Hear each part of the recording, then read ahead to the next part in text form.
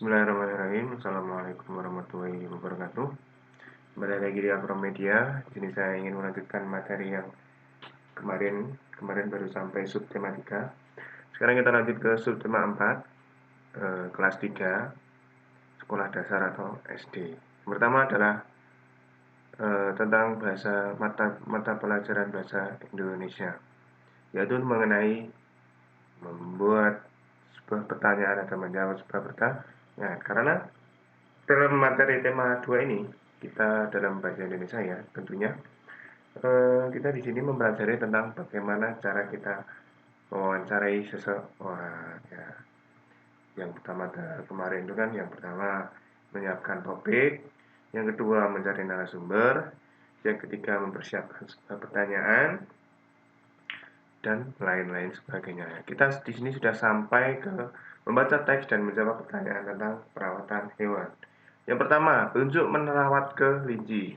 Ini ada di pembelajaran pertama, ada buku paket kelas 3 tentunya, di tema 2 di subtema 4. 1. Memilih kelinci untuk dipelihara berumur 2 bulan. Ini 2 bulan ya, bukan 2 bulan. 2 bulan atau yang sudah istilahnya itu berumur atau layak untuk dipelihara. Yang kedua, siapkan kandang untuk merawat kelinci. Kandang itu bisa berupa dari kandang kayu atau dari besi. Kandang kelinci disesuaikan dengan ukuran tubuh kelinci. Ya, mungkin agak lebih besar karena untuk nantinya jangka panjang ya. Maksudnya kan kelinci akan tumbuh semakin besar. Bahan kandang terbuat dari kayu, ya, seperti yang saya jelaskan tadi di atas. Bisa juga dari besi. Kalau sekarang kan dengan adanya las itu kan jadi lebih mudah membuat kandang dari besi. Yang kelima, ada kandang diberi jerami supaya hangat dan tidak lembab. Karena apa? Karena kelinci itu kalau lembab terkena air terus itu bisa menyebabkan gatal-gatal atau bintik-bintik pada tubuh kelinci tersebut. Memberi makan dan minum secara rutin, ya itu tentunya harus ya dilakukan karena biar kelinci itu bisa tumbuh lebih cepat dan sehat tentunya. Mandikan kelinci jika kotor. Nah, ini bisa dilakukan 2 hari sekali atau 1 minggu sekali ya, maksimal supaya kelinci itu tetap kelihatan bersih dan segar. Dan pergunakan air hangat untuk memandikan kelinci supaya kotoran-kotoran atau kuman yang menempel pada kelinci itu bisa bersih dengan adanya air hangat. Yang selanjutnya, membaca teks petunjuk cara merawat ayam. Nah, kalau ini sudah lumrah dilakukan di tempat kita ya, atau kalau di desa itu masih banyak sekali orang yang memelihara ayam, ada yang diumbar, ada yang di kandang, sebagainya. Maksudnya diumbar itu ya dipelihara secara liar. Yang pertama, pilihlah ayam yang sehat, tentunya ya, karena tidak mungkin kita memelihara ayam yang sakit. Yang kedua, siapkan kandang dari kardus bekas. Kardus bekas itu untuk ayam yang masih kecil-kecil itu ya, untuk istilahnya itu untuk pembibitan supaya kita tuh lebih mudah untuk merawatnya pakai kardus yang kecil pun. Nantinya jika sudah besar, kita bisa membuat kandang dari kayu atau bambu dan dari bahan-bahan yang lainnya. Diberi jerami di atas kardus supaya hangat. Lengkapi kandang dengan lampu, mintalah bantuan orang dewasa. Nah, kalau untuk anak kecil kan tidak mungkin ya menyambung lampu dan sebagainya itu sendiri. Ya pasti butuh bantuan orang lain seperti bapaknya atau kakak laki-laki atau yang teman, saudara dan sebagainya yang bisa membantu. Gantilah air minum setiap hari. Nah, mungkin alangkah baiknya itu dikontrol, pagi diganti dan kemudian sore hari juga diganti. Beri makan biji-bijian seperti jagung, beras, dan sebagainya. Yang kedua, taruh kandang di tempat yang nyaman. Maksudnya nyaman itu jauh dari jangkauan, misal hewan pemakan ternak seperti musang. Dan setelah 3 minggu ayam akan tumbuh besar. Ini ya, kita sambil lihat perkembangannya. Jangan lupa diberi makan yang sehat. Itu ada makanan-makanan khusus untuk ayam supaya mempercepat untuk pertumbuhan. Sekarang tuh ayam potong kalau dulu itu 3 bulan yang baru bisa dikonsumsi. Kalau sekarang 40 hari itu bisa dikonsumsi. Karena apa? Karena makanan-makanan ayam untuk saat ini itu sudah sangat banyak dan sangat mengandung banyak gizi sehingga ayam-ayam tersebut bisa cepat tumbuh kembang. Lanjut ke materi PPKN. Peran dan tugas dalam bekerja sama. Dalam menyelesaikan dibutuhkan pembagian tugas agar pekerjaan menjadi cepat selesai. Dalam keluarga, biasanya mempunyai peran dan tugas masing-masing. Ada yang menyapu, ada yang memasak. Di sekolah, peran dan tugas juga berbeda-beda. Ada yang berperan sebagai guru, tugasnya mendidik siswa. Ada yang berperan sebagai siswa, tugasnya belajar. Jadi, jika kita di rumah, kita menyesuaikan. Jika ayah itu bertugas sebagai kepala keluarga. Ibu sebagai pengurus rumah tangga. Anak adalah membantu orang tua untuk membersihkan rumah atau menjaga rumah. Itu. Dan macam-macam profesi, ya. Profesi itu banyak sekali ya kalau di dunia pekerjaan di Indonesia maupun di dunia ya. Ada yang jadi nelayan, orang yang suka menangkap ikan, badut, orang yang menghibur, ada yang menjadi petani, menanam jagung, padi, sayur dan sebagainya, ada yang jadi peternak, ternak sapi, kambing, ayam dan sebagainya, ada yang jadi seniman, ya orang yang menghibur orang itu membentuk band dan sebagainya, ada yang menjadi guru. Guru itu adalah orang-orang yang mengajar supaya anak didik mereka menjadi pintar dan masih banyak lagi yang lainnya. Nah, di sini kalau sebagai seorang guru itulah adalah kewajiban mereka adalah mendidik putra-putri mereka sehingga menjadi generasi penerus yang cerdas. Dan hak mereka adalah mendapatkan kalau dulu itu dinamakan guru adalah pahlawan tanpa tanda jasa. Kalau sekarang tanda jasa sebagai seorang guru itu banyak sekali ya.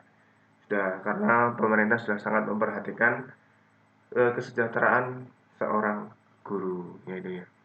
Jadi ketika guru adalah hak mereka adalah mendapatkan tanda jasa seperti gaji dan sebagainya, perlindungan dan sebagainya. Untuk kewajibannya yaitu mengajar atau membuat peserta didik menjadi pintar. Terus yang kedua yaitu menjadi seorang siswa, hak mereka adalah menerima pelajaran dan kewajiban mereka adalah membuat dan kewajiban mereka adalah menghormati seorang guru dan selalu mengerjakan tugas-tugas yang sudah diberikan oleh seorang guru. Materi yang selanjutnya adalah SPDP. Nah, ini SPDP di kelas 3 itu cukup sulit ya, karena saya itu dulu mendapatkan materi seperti ini itu di kelas 1 SMP, kalau saya tidak lupa ya. Membuat karya dengan cara melipat, menggunting, memotong, menempel. Ada banyak karya yang dapat dibuat dengan cara menggunting, menempel, memotong, yaitu menganyam dengan kertas, membuat boneka ayam dari kardus, atau membuat mozaik.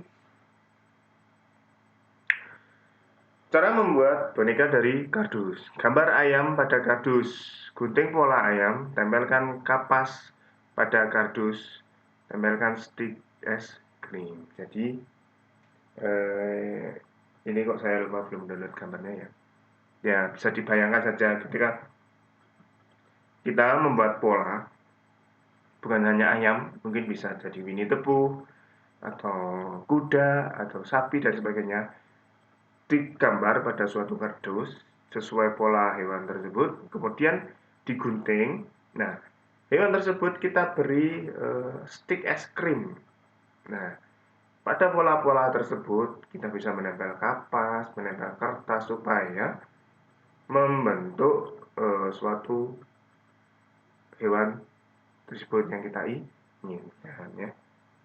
Ini kalau dulu zaman saya SD itu paling menganyam, terus membuat kapal-kapalan, atau intinya itu melipat-lipat kertas ya, melipat kertas juga menjadi suatu seni atau suatu karya gitu ya. Kalau sekarang itu sudah materinya sangat lumayan ya, mungkin pemerintah ingin menanamkan bahwa dalam berkarya itu bisa kita didik dari dini supaya nantinya setelah dewasa memiliki pengetahuan yang luas tentang karya, seperti itu. Ya, materi terakhir yaitu materi matematika. Di sini pecahan. Pecahan itu ada dua bagian. Bagian pertama yaitu pembilang, yang bagian kedua adalah penyebut. Pembilang adalah bagian yang dimaksud, penyebut adalah bagian keseluruhan. Maksudnya yang dimaksud itu ya misalnya sebuah kue, satu kue, ya, itu adalah namanya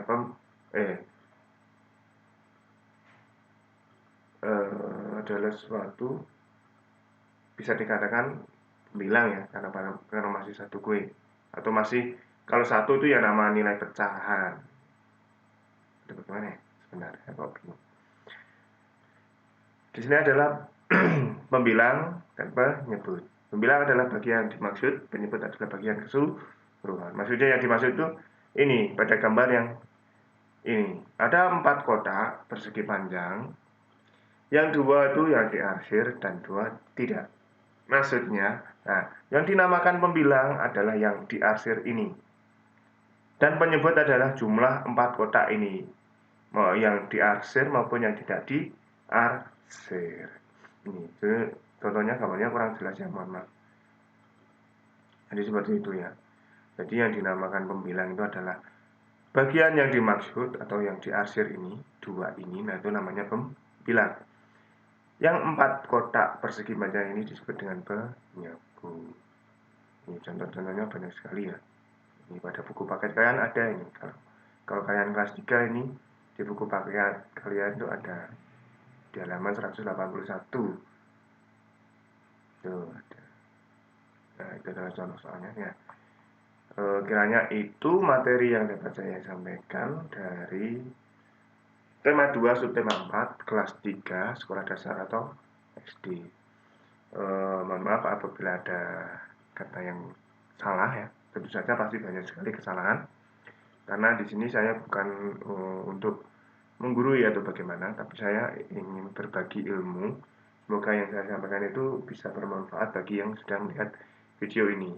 Apabila ada yang ditanyakan, silahkan komen di bawah. Kalau merasa bermanfaat, silahkan share yang sebanyak-banyaknya ke teman atau ke siapapun yang membutuhkan materi ini. Dan cukup sekian. Wassalamualaikum warahmatullahi wabarakatuh.